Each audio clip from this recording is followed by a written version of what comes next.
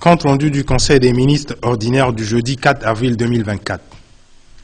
Le Conseil des ministres a tenu sa séance ordinaire ce jeudi 4 avril 2024 à partir de 16h43 sous la très haute présidence de son Excellence, professeur Faustin Archange Touadéra, président de la République, chef de l'État.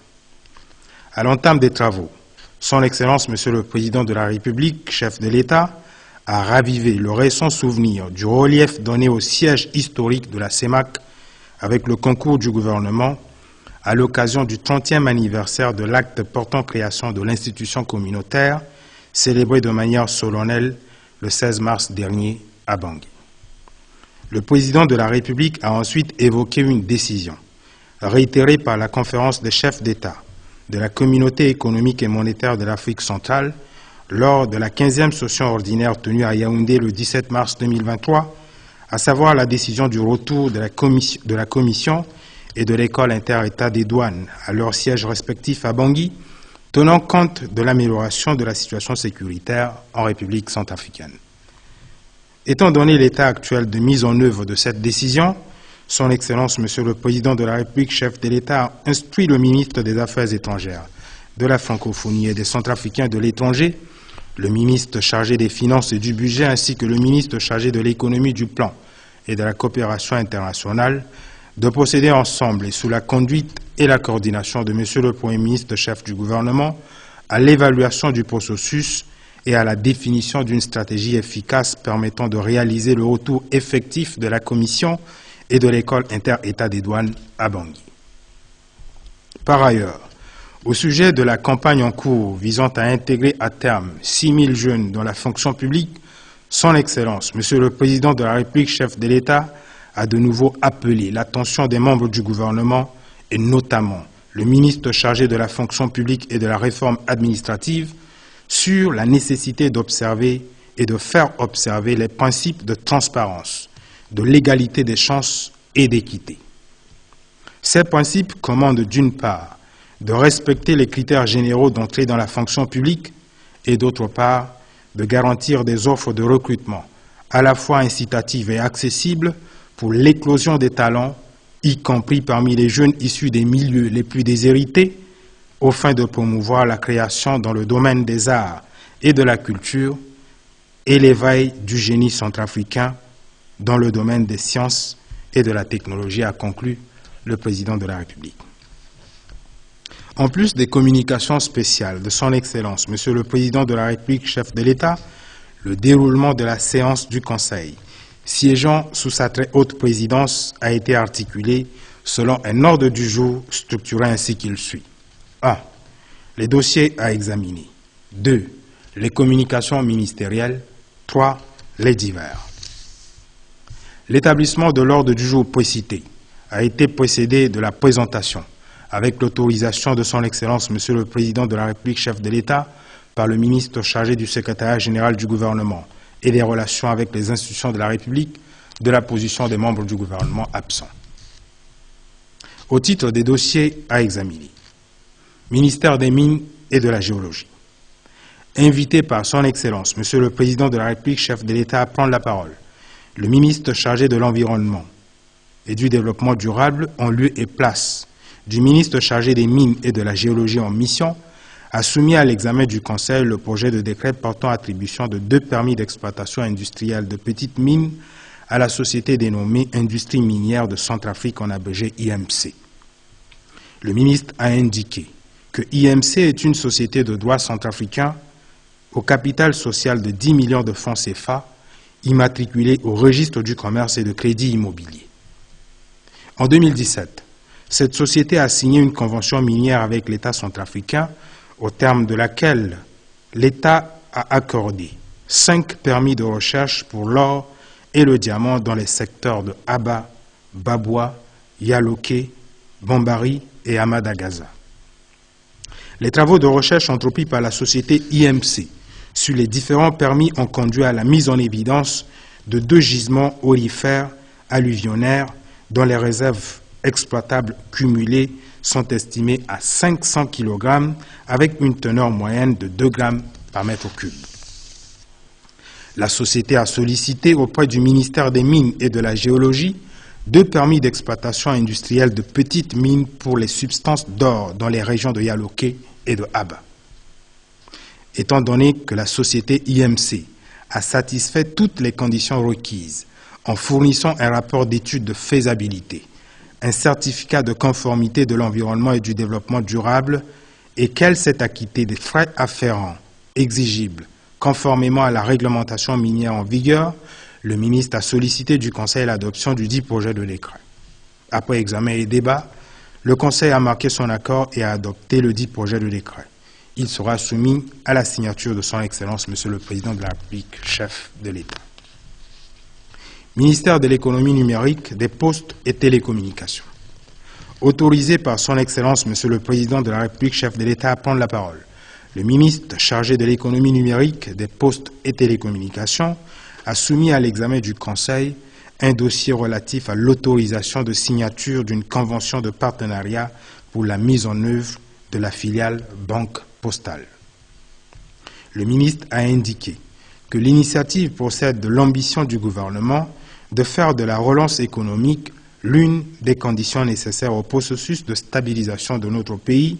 et d'accroître la couverture géographique des réseaux de services financiers pour favoriser l'inclusion financière en République centrafricaine. À cet effet, un partenariat est envisagé avec JD Iriway Finance, axé sur la constitution du capital de la filiale banque et ses actionnaires, la réhabilitation et l'équipement des infrastructures de la Société centrafricaine des postes Socapost et la transformation, la modernisation et l'accompagnement de l'opérateur historique. Le ministre a soutenu que le projet de convention de financement pour la mise en œuvre de la filiale Banque Postale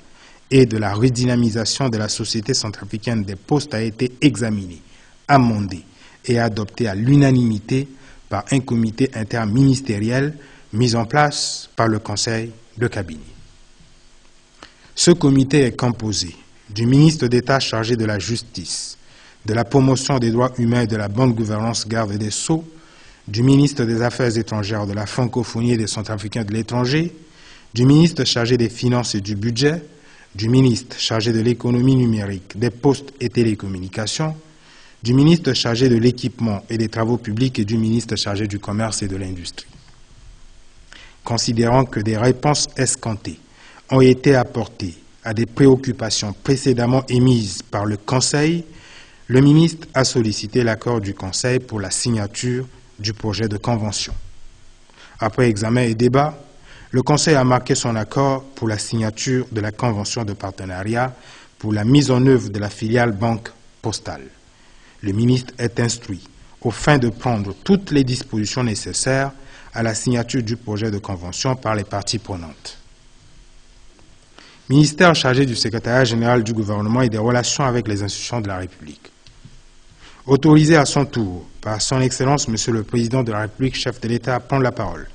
le ministre chargé du secrétariat général du gouvernement et des relations avec les institutions de la République a soumis à l'examen du Conseil un projet d'avis du gouvernement à l'Assemblée nationale sur la proposition de loi portant promotion et protection des défenseurs des droits humains initiée par le Forum des femmes parlementaires de Centrafrique. Le ministre a indiqué que l'état des lieux des instruments juridiques, nationaux et internationaux, a révélé une carence en matière de promotion et de protection des défenseurs des droits humains dans notre pays. De plus, le ministre a mentionné que notre pays s'est engagé en vertu, d'une part, de la résolution 53-144 de l'Assemblée générale des Nations unies, adoptée le 9 décembre 1998, relative aux droits et à la responsabilité des individus, groupes et organes de la société de promouvoir et protéger les droits de l'homme et les libertés fondamentales et, d'autre part, de la résolution 69 du 4 juillet 2004 de la Commission africaine des droits de l'homme et des libertés fondamentales, à prendre des mesures pertinentes en vue de la protection des défenseurs des droits de l'homme et des libertés fondamentales. Par ailleurs, le ministre a souligné que la proposition de loi portant promotion et protection des défenseurs des droits de l'homme obéit à la procédure prévue à l'article 118 de la Constitution du 30 août 2023. En vertu de ce qui précède, le ministre a sollicité du Conseil l'adoption du projet d'avis du gouvernement à l'Assemblée nationale en faveur de la proposition de loi portant promotion et protection des défenseurs des droits humains. Après examen et discussion, le Conseil a marqué son accord et a adopté avec amendement le projet d'avis du gouvernement en faveur de la proposition de loi portant promotion et protection des défenseurs des droits humains. Le ministre est instruit aux fins de prendre les dispositions appropriées pour la transmission du dit avis à l'Assemblée nationale. Ministère chargé du commerce et de l'industrie. Invité par son Excellence, Monsieur le Président de la République, chef de l'État, prend la parole. Le ministre chargé du commerce et de l'industrie a soumis à l'examen du Conseil 2 dossiers. Le premier dossier est relatif à l'organisation du Salon national de l'invention et de l'innovation technologique à Bangui. Le ministre a indiqué que le Salon national de l'invention et de l'innovation technologique, institué par décret numéro 09.380 du 19 novembre 2009, est un espace privilégié dont l'objectif est de détecter, encourager et faire émerger les meilleurs résultats de recherche, des inventions et des innovations susceptibles d'aboutir à la création d'entreprises innovantes. Le ministre a en outre précisé que depuis sa création, le salon a été organisé une seule fois en 2010, ce qui est de nature à impacter négativement la participation optimale de la République centrafricaine au Salon africain de l'invention, organisé tous les 2 ans par l'Organisation africaine de la propriété intellectuelle. Eu égard à ce qui précède, le ministre chargé du commerce et de l'industrie a planifié d'organiser du 20 au 22 juin 2024 une nouvelle édition du Salon national de l'innovation technologique. À cet effet, il a présenté au Conseil une demande de mise à disposition de ressources budgétaires de l'État, tout en espérant obtenir une mobilisation coordonnée et une participation financière active des partenaires au travers du ministère de l'économie, du plan et de la coopération internationale. En reprenant la parole, Son Excellence, Monsieur le Président de la République, chef de l'État, a relevé que l'initiative d'organiser le Salon national de l'innovation technologique est à encourager et mérite d'être accompagnée avec une campagne publicitaire dynamique. En définitive, le Conseil a marqué son accord pour l'organisation de ce salon et a instruit le ministre chargé des Finances et du Budget de prendre toutes les dispositions budgétaires appropriées pour une organisation réussie de cette activité. Le deuxième dossier, présenté par le ministre chargé du Commerce et de l'Industrie, porte sur la tenue prochaine à Bangui de la 64e session ordinaire du Conseil d'administration de l'Organisation africaine pour la propriété intellectuelle. Le ministre a indiqué que lors de la 63e session ordinaire du Conseil d'administration de l'Organisation africaine de la propriété intellectuelle, qui a eu lieu le 12 décembre 2023 à Ouagadougou, au Burkina Faso, 2 grandes décisions concernant la République centrafricaine avaient été prises. Il s'agit de la résolution numéro 63-46 du 12 décembre 2023 par laquelle le Conseil d'administration a élu, en qualité de président du Conseil d'administration de l'OAPI pour un mandat d'1 an, le ministre du Commerce et de l'Industrie de la République centrafricaine. La résolution numéro 63-47 du 12 décembre 2023 par laquelle le Conseil d'administration a décidé de tenir sa 64e session ordinaire à Bangui, capitale de la République centrafricaine, dans la première quinzaine du mois de décembre 2024. Concernant la tenue à Bangui de la 64e session ordinaire du Conseil d'administration de l'OAPI, le ministre a sollicité la mise à disposition de ressources domestiques nécessaires à l'organisation de la réunion des experts et à la bonne tenue du segment ministériel. Après examen et discussion, le Conseil a marqué son accord pour l'organisation prochaine à Bangui de la 64e session ordinaire du Conseil d'administration de l'Organisation africaine de la propriété intellectuelle et pour la mise à disposition du ministère du Commerce et de l'Industrie des moyens financiers sollicités par le ministre. Au titre des communications ministérielles, le ministre chargé du secrétariat général du gouvernement et des relations avec les institutions de la République a présenté au Conseil une communication portant d'une part sur une rétrospective des commémorations du 29 mars et du 30 mars 2024 et d'autre part sur la perspective de la fête du travail qui aura lieu le 1er mai 2024. S'agissant de la commémoration du 29 mars, marquant le 65e anniversaire de la disparition du président fondateur de la République centrafricaine, Barthélemy Boganda, le ministre a rapporté que les manifestations officielles, solennelles et d'hommage à la mémoire du président fondateur se sont bien déroulées à Bangui et à Bobangui, sous la très haute présidence de son Excellence, Monsieur le Président de la République, chef de l'État, et sur l'ensemble du territoire national, en particulier au village Boganda, où le gouvernement était représenté par le ministre chargé de l'enseignement supérieur et le ministre chargé du commerce et de l'industrie. Néanmoins, le ministre chargé du secrétariat général du gouvernement a mentionné l'occurrence de quelques désagréments maîtrisés liés à la circulation des membres du gouvernement sur le parcours Bangui-Bobangui. Quant à la commémoration du 30 mars 2024, marquant le 3e anniversaire de l'investiture pour le 2e mandat de son Excellence, Monsieur le Président de la République, chef de l'État, le ministre a souligné que le point culminant de l'événement était l'exercice de reddition des comptes et d'ancrage démocratique auquel s'est livré le chef de l'exécutif. Pour mémoire, le chef de l'exécutif avait prononcé un discours public dans l'hémicycle de l'Assemblée nationale, portant sur l'an 8 de son magistère et la mise en œuvre de sa vision politique pour la paix, la sécurité, l'inclusion sociale, une économie ouverte à la concurrence et le développement des capacités de nos populations. Toutefois, le ministre a reconnu que l'un des points perfectibles relevant du comité d'organisation se rapporte à la nécessité d'une gestion efficiente du temps. Enfin, par rapport à la perspective de l'édition 2024 de la Fête du Travail, qui aura lieu le 1er mai, le ministre chargé du secrétariat général du gouvernement et des relations avec les institutions de la République a informé le Conseil que le Comité national des fêtes est à pied d'œuvre pour la préparation et l'organisation.